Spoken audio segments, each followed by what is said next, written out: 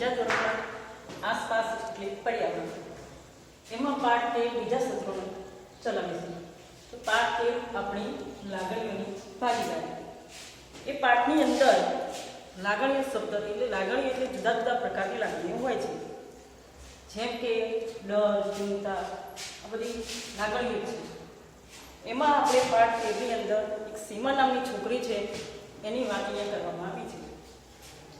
સીમા એ તમારા જેવી જ છે, તમે ત્રીજા ધોરણમાં ભણો છો એમ સીમા પણ એ ત્રીજા ધોરણમાં જ ભણે છે.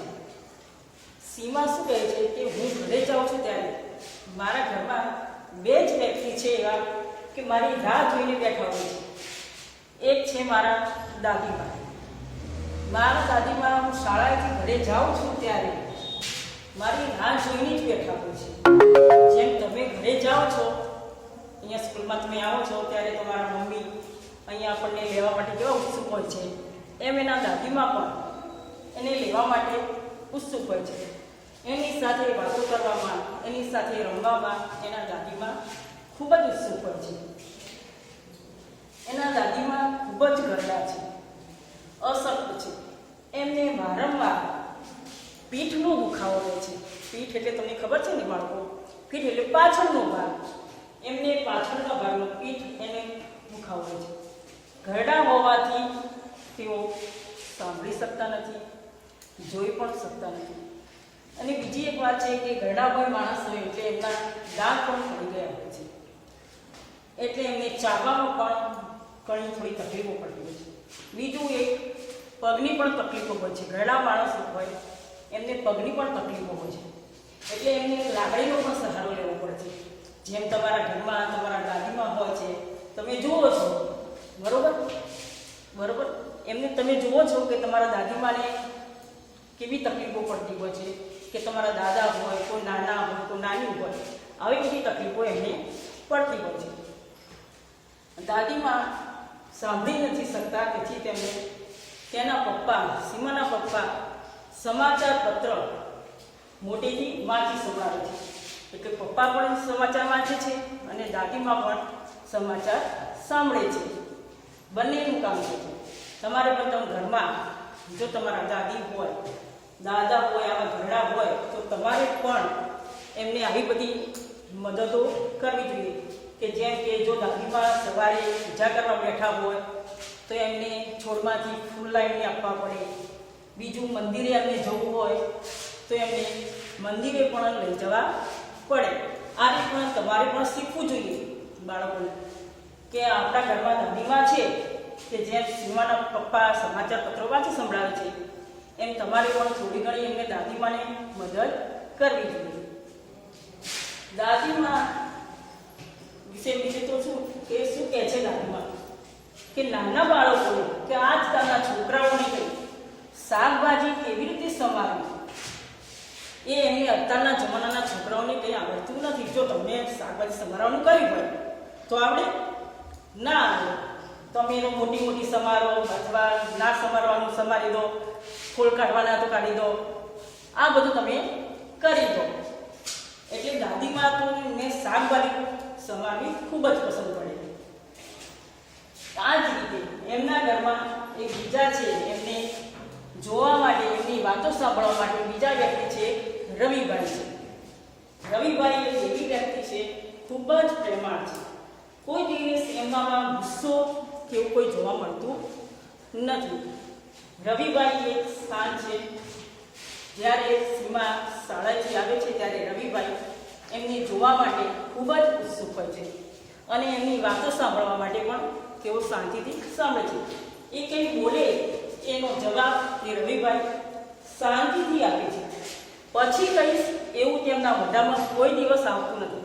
જો તમારા ઘરમાં કોઈ પણ બીજી વ્યક્તિ હોય તો તમને પ્રશ્ન પૂછો તો તમારા મમ્મી કે પછી જવાબ આપીશ, એવું આ રવિભાઈના મનમાં કે એના મોઢામાં આવા કોઈ શબ્દો આપતા નથી. રવિભાઈ ખૂબ જ પ્રેમાળ વ્યક્તિ છે. એ શાળાએ જ્યારે એ મોટા બાળકોને એટલે કોલેજમાં, તમારાથી જે મોટા બાળકો છે એમને કોલેજમાં ભણાવે છે. રવિભાઈ સંગીત સાંભળવાનો ખૂબ જ શોખ છે. રવિભાઈ એક નાટકોમાં ભાગ લેવો પણ એ ખૂબ જ બહુ પસંદ છે.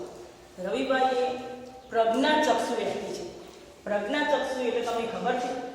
પ્રજ્ઞાચક્ષુ એટલે જે વ્યક્તિ જોઈ ના શકે, બરોબર, જે જોઈ નથી શકતા તેને પ્રજ્ઞાચક્ષુ કહેવામાં આવે છે. જો આપણે આંખો બંધ કરીને થોડી વાર ભરીએ તો આપણને આ કેવું લાગે છે?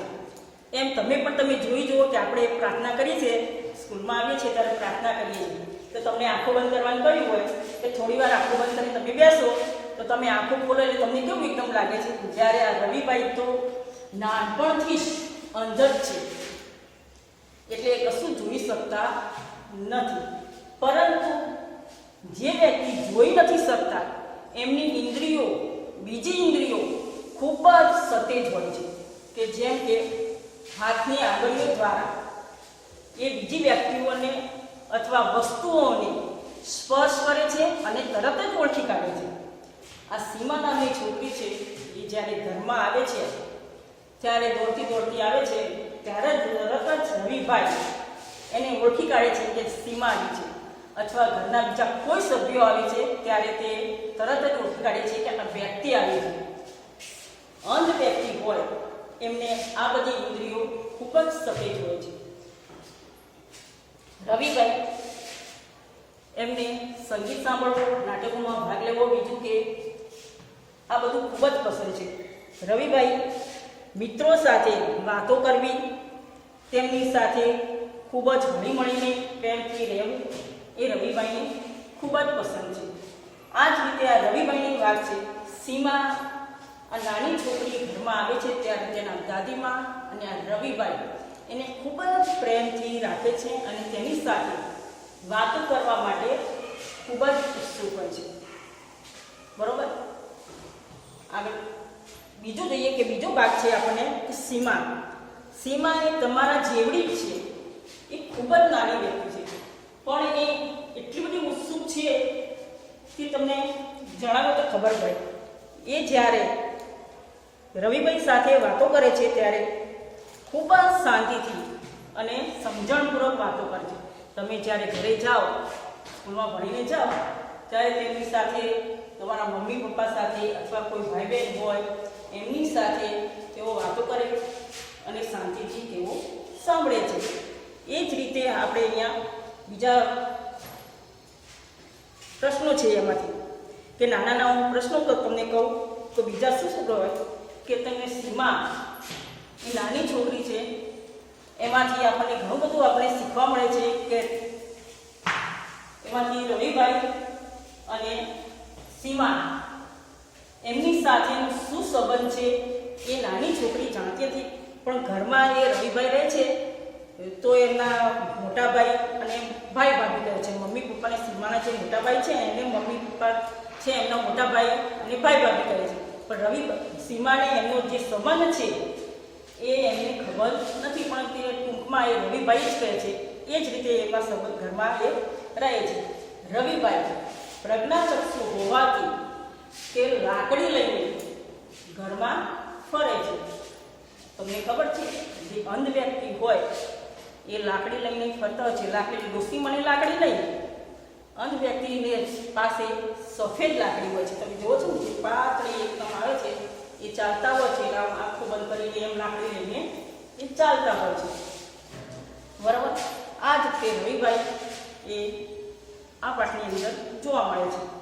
એનાથી આપણે રવિભાઈ આપણને ખાલી ગયો, એનાથી આપણે આપણી બીજી પ્રશ્નો આપણે થોડા જોઈએ કે શું છે આ મુદ્દો. આપણે જોયો કે રવિભાઈ શું કરે છે, કે રવિભાઈને શેનો શોખ છે, રવિભાઈ શેમાં ભાગ લેવો ગમે છે. એના આધારે આપણે થોડી ખાલી જગ્યા જોઈએ, થોડા એના આધારે થોડા પ્રશ્નો જોઈએ. એના માતા પિતા રવિભાઈ માટે શું કરે છે, સીમા એની સાથે શું વાતો કરે છે, એના થોડા પ્રશ્નો છે એ જોઈએ. પહેલી ખાલી જગ્યા છે રવિભાઈ ખાલી જગ્યામાં ભણાવે છે. તો આપણે અંદર જોયું કે રવિભાઈ કોલેજમાં વિદ્યાર્થીઓને ભણાવે છે. કે રવિભાઈને ખાલી જગ્યા સાંભળવું ખૂબ જ પસંદ છે.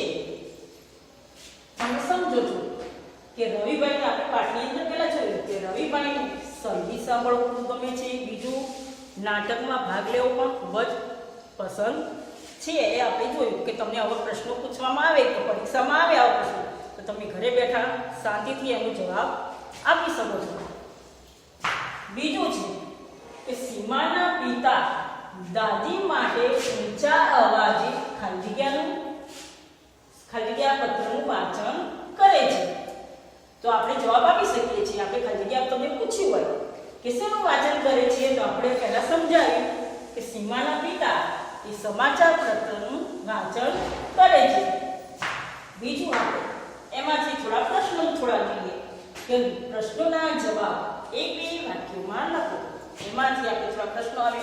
મેં તમને દાદીમાની વાત કરી કે દાદીમા ઘરડા હોવાથી એમના મોઢામાં દાંત પડી ગયા છે, પણ આપણે તો સશક્ત છીએ, જવાન છીએ, તો આપણા મોંમાં કેટલા દાંત છે એ બધું આપણે અહીંયા જોઈએ કે મારા ઘરમાં તમારા ઘરમાં કોણ કોણ રહે છે આ એક પ્રશ્ન છે. તો તમારા ઘરમાં ભાઈ બહેન, કોઈના ઘરમાં દાદા દાદી, કોઈનું સંયુક્ત મોટું કુટુંબ હોય તો કાકા કાકી પણ જોડે હોય છે. આ રીતે અહીંયા સીમાના ઘરની અંદર કે મારા ઘરમાં દાદા દાદી, મમ્મી, પપ્પા, મોટી બહેન અને હું અમે બધા સાથે રહીએ છીએ. તો આના જવાબમાં તમે બધા તમારી રીતે પણ તમે લખી શકો કે મારા ઘરની અંદર દાદા દાદી, મમ્મી પપ્પા, કોઈને ભાઈ હોય તો ભાઈ લખી શકે, કોઈને બેન હોય તો બેન પણ લખી શકે, કોઈની સાથે કાકા કાકી પણ રહેતા હોય તો એ પણ તેઓ લખી શકે છે. હવે આગળ એમાં જોઈએ કે તમારા મોંમાં કેટલા દાંત છે કે મારા મોંમાં 30 દાંત છે. આપણે આ તો કહીએ કે 32 છે, પણ આપણે થોડી ઉંમર તમારી મોટી થાય તો તમારા દાંત પૂરા 32 થાય, પણ તમે ત્રીજા ધોરણની અંદર ભણો છો એટલે તમારા દાંત 30 જ હોય. તમે ફક્ત સ્પર્શ કર્યા દ્વારા કેટલી વસ્તુને ઓળખી શકો છો. આ શબ્દ જો આપણે પેલા ટીવીની અંદર ડેલી બોનસ ગેમ આવતી તમે જોવો છો ને, ડેલી બોનસ, એની અંદર આંખે પાટા બાંધવાના હોય છે.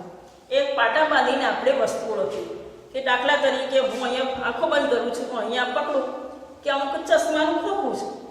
એ જ રીતે બીજી આંખો બંધ કરીને જોવું કે આ ડસ્ટર છે. આવી આ સ્પર્શ દ્વારા તો ટેબલ આ રીતે આપણે ઓળખીએ છીએ. તમે પણ તમારા ઘરની અંદર આવી વસ્તુઓને તમે ઓળખી શકો છો આંખે પાટા બાંધીને. તો તમને ખબર પડે કે આપણે કેટલી વસ્તુઓને ઓળખી શકીએ છીએ. તમે ફક્ત સ્પર્શ દ્વારા કેટલી વસ્તુઓને ઓળખી શકો છો. આપણે તો અંધ નથી. અંધ વ્યક્તિઓ તો ઘણી બધી વસ્તુઓને ઓળખી શકે છે.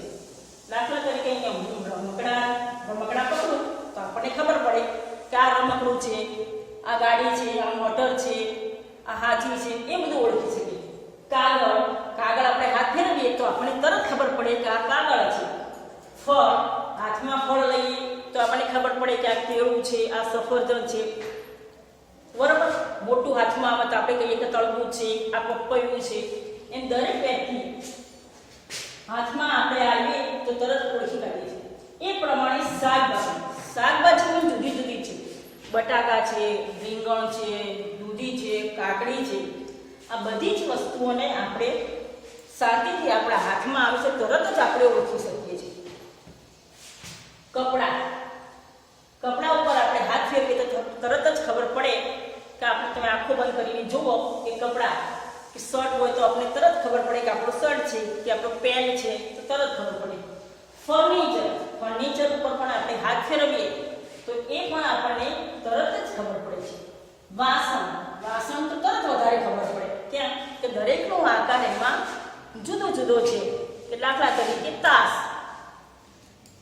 પછી આડણી, વેલણ, આ બધી જુદી જુદી વસ્તુઓ છે. કોઈ તપેલી છે, કોઈ સાણસી છે, કોઈ ચીપીઓ છે, કોઈ તવેતો છે. આ બધી જુદી જુદી વસ્તુઓ જ્યારે આપણા હાથમાં આવે છે, આંખો બંધ કરીને આપણે લઈએ છીએ તો આપણને તરત જ ખબર પડે છે કે આ વસ્તુ આ છે. આ જ રીતે દરેક વસ્તુને આવી સ્પર્શ દ્વારા આપણે ઓળખી છે. આ જ રીતે રવિભાઈ અંધ હોવા છતાં દરેક વસ્તુઓને તેઓ તેમના તીવ્ર શક્તિથી એ ઓળખી શકતા હોય છે. ભગવાને એમના કુદરતી રીતે અંધ હોવાથી તે બીજી ઘણી બધી શક્તિઓ એમને તીવ્ર હોય છે. સીમાના દાદીને શાની તકલીફ છે? આપણે પાઠની અંદર જોઈએ જાય કે સીમાના દાદી ખૂબ જ ગરડા છે. એમને અવારનવાર પીઠનો દુખાવો રહે છે. ઘરડા માણસો હોય આપણે તો જવાન છીએ એટલે તમે કહો મને આ દુખાય છે મને આ દુખાય, પણ આપણને એવી તકલીફો ઓછી રહે. જ્યારે ઘરડા માણસ હોય તેમને આવી બધી તકલીફો વધારે હોય છે. કે સીમાના દાદીને શાની તકલીફ છે? તો આપણે અહીંયા જવાબમાં લખી શકીશું કે સીમાના દાદીને પીઠનો દુખાવો રહે છે. તેઓ ઉંમરના કારણે સરખું જોઈ કે સાંભળી શકતા નથી. આજે આપણે આ પ્રશ્ન સુધી આપણે જોઈ લીધું. તો આવતીકાલે આગળનો જે ટોપિક છે તે જોઈશું. નમસ્તે.